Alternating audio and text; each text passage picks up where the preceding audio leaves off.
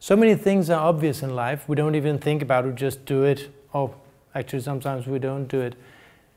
And when we talk with other people, when we share things or when we notice things, we don't think about it consciously all the time.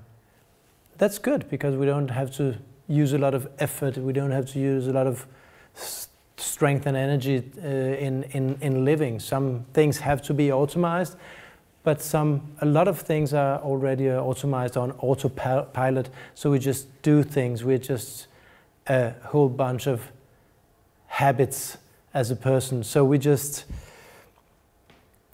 don't think about, should I share more with this person, or should I ask some questions? Are there something they should reveal in this communication or negotiation or whatever it is?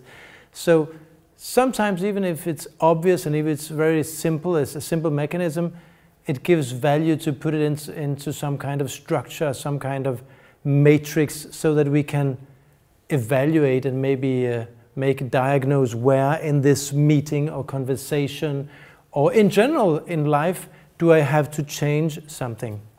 It's easier to evaluate things if I have it into some kind of structure. Some guys, a psychologist and a management consultant called Joseph and Harrington, they were so profound that when they made this kind of matrix or structure, they thought, what should we call it? I'm Joseph and you're Harrington. Let's call it Johari window. So the Johari window is up here.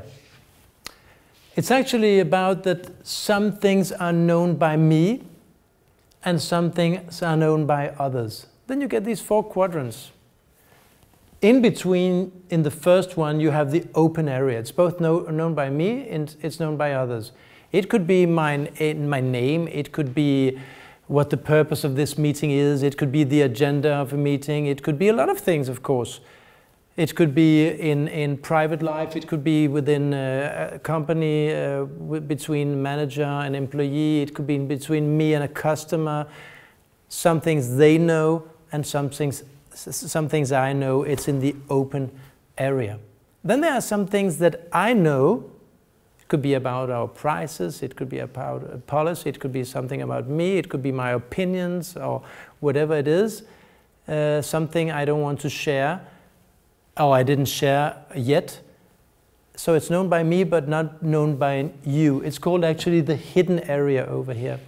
It doesn't mean that I want to hide it necessarily. It can be that I don't want to share it, or not at this time, but it can also be something I just didn't think of. I'm not conscious about it. Maybe there's a value in sharing. Maybe I should ask myself, what should I share more with my customer or with my manager or with my employees or with my friends? What should I share more? Are there some things that I generally not share? Sometimes when I coach people, they say I'm not showing enough of myself. Well, that could be one point, saying, what do I want to share to show myself? What do you do if you weren't afraid? What would you share? What would you show other people? Well, then I would show them that I care, or whatever it is. So that could be revealing part of the hidden area, if it gives meaning and value. Then we have the other area here. It's known by others, but not known by me. So people know something that I don't know. It could be about me. Then it's a blind spot for me. I don't see it. It's called the blind area. Blind for me, not for them. But it could be a blind spot. I could have something dirty on my shirt and nobody mentions it during a whole day, and I suddenly see it at the end of the day. Why didn't you tell me? Oh, we didn't want to tell it. Why didn't you? It would give me value to know that I could change a shirt or whatever it is. I went to 3 different customers with the same dirty shirt. I would like to know. But it could be a lot of things. It could be me in my presentation technique, if I all the time stood in a certain way or did something special with my hands or nodded my head or whatever it is. I didn't notice myself, then I would like to get the feedback. So first of all, you can, when we're talking about the blind area, ask for feedback. Ask other people, what do you think about me, my way of presenting? Give me feedback on my meeting with the customer. Give me feedback at home. What do I do well? What do I miss? What do I do not intentionally? So tell me, show me, help me be a better edition of myself. There could be a lot of things that I would like others to share with me.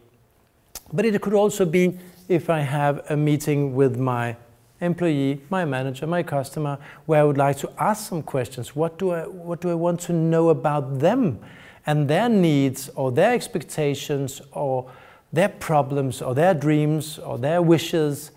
So what kind of questions should I put forward in order to get more revealed from the blind area so that I know more about them, and maybe I can be able to be a solution or help for them of greater value.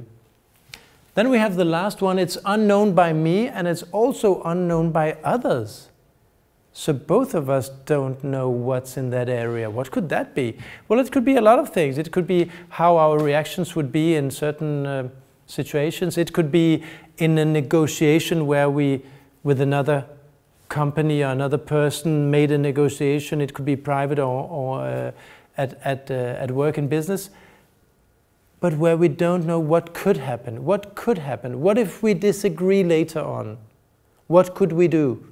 I don't know your reaction, you don't know my reaction, I don't even know what could come up, but we can at least agree how will we react when we disagree. We can make a plan. So some things we can adjust the expectations, what are we expecting from each other in certain situations without knowing the situation. So here we have something that we can talk about, but not everything we can figure out, of course, and that's the way life is, that we cannot figure everything out, and we shouldn't. But at least we can have this as a structure in different contexts where we can use it and reveal these different areas if it makes sense to make the open area even wider, even bigger, so that we get a closer relation, a closer connection. That's the most important thing about Johari window. So ask yourself, what do I need? Where do I need to be more curious? Where do I need to be more open? What do I want to share? What do I need feedback about? Whom should I give feedback actually? And how can I manage these quadrants or these rooms even better than I do today, so that you get these closer connections and be able to be of higher value for the people around you and yourself.